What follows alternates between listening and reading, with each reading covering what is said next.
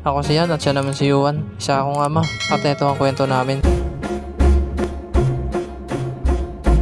Pupunta nga kami ng palengke ng anak ko para magpagupit. Kasi mahaba na kasi yung buhok nito. Saka papasok na siya sa Lunes, kaya kailangan bagong gupit siya. Nandito na nga kami sa palengke at papasok na nga kami sa barbershop. At pagpasok nga namin dito, meron pa nagpapagupit. Kaya naghintay muna kami dito ng anak ko. At eto nga, sobrang haba na rin ang buhok ko. Kasi isang buwan na rin nakalipas yung nagpagupit ako. Tapos na nga yung ginugupitan kanina, kaya tinawag na kami. Pinauna ko pala tong anak ko kasi excited na daw magpagupit. Pagka uwi ko galing sa pagtitinda, niyaya niya agad ako. Magpapagupit daw siya. Kaya ito na nga, inaayos na siya. Sinimulan na nga siyang gupitan at tahimik nga lang tong anak ko. Naalala ko tuloy yung first time nito gupitan. Grabe ito umiyak. Naalala ko, kakaisang taon niya lang yun. Kaya sa tuwing ginugupitan tong anak ko, lagi ko naalala yung unang gupit niya. Nabidyoan ko pa nga yun. Kaso hindi pa ako nagbablog nun. Nakakamiss talaga yung baby to. Tapos na nga gupitan yung anak ko. At eto na nga, pogi na nga tong baby ko. Ako naman ngayon sumunod kasi ang haba na ng buhok ko. Kaya ako naman magpapapogi. Kasi dito sa mukha ko, wala nang pag-asa. Pero dito sa buhok, malaki pa talaga ang pag-asa.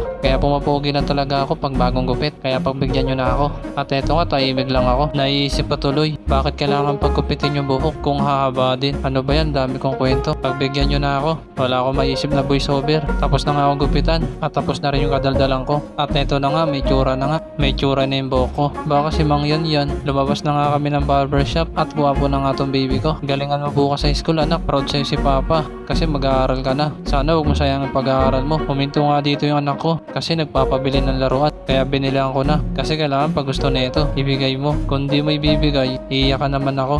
Nandito na nga kami sa iskinita namin at pauwi na nga kami. Kung nagusto mo pala yung kwento namin mag-ama, pakilike naman sa share. Hanggang dito na lang. Salamat.